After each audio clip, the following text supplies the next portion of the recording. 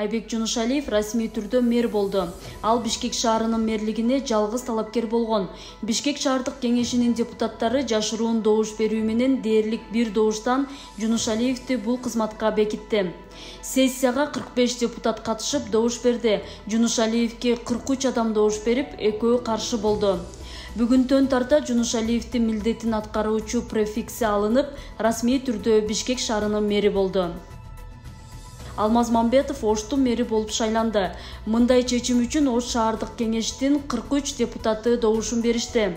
Ош аймактык шайлоо комиссиясынын жетекчиси берген маалыматка ылайык, шайлоого жалпысынан 45 депутат катышып, 43 макул болсо, экөө мэр кызматына сунушталган талапкерге каршы добуш беришкен.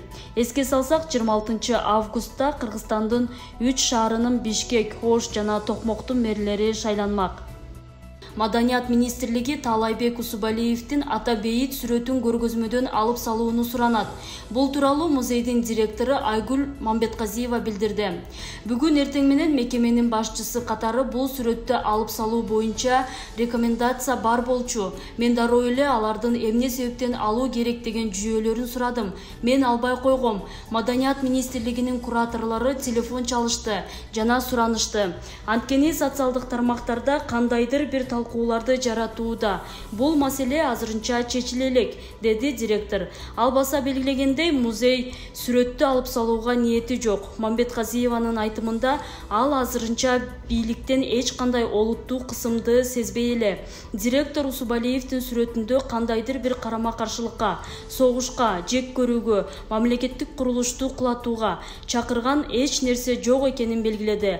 Анын пикиринде бул Кыргызстандын тарыхына байланышкан тематикалык сүрөт. Окуу жылынын башталышы 15 сентябрга жылды. Мындай көрүнүш быйыл эле эмес, ар дайым болот. Бул маалыматты министрлер кабинетинен билдиришти. Министрлер кабинетинен билдиргендей, мындай чечим COVID-19 эле байланыштуу эмес. Туристтик сезондун узактыгы да эске алынды. Биз депутаттардын окуу жылын жылдыруу сунуштарына кулак салдык.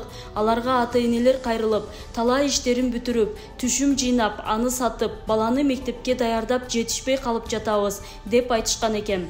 3-4 жылга чейин байкап көрөбүз. Келечекте кайра мурунку графикке келишибиз мүмкүн. Бул коронавирустун айынан эле эмес, окуу жылын жылдыруу туристтик сезонду узартып, туризмге оң таасирин тийгизет деген үмүттөбүз, деп министрлер кабинетинен айтып беришти. Ошондой эле башка өлкөлөрдүн да тажрыйбасы эске алынды. Ал жерде окуу жылы 11 сентябрда башталат. Ошону менен окуу жылы 15 сентябрда башталып, 8 июнда бүтөт.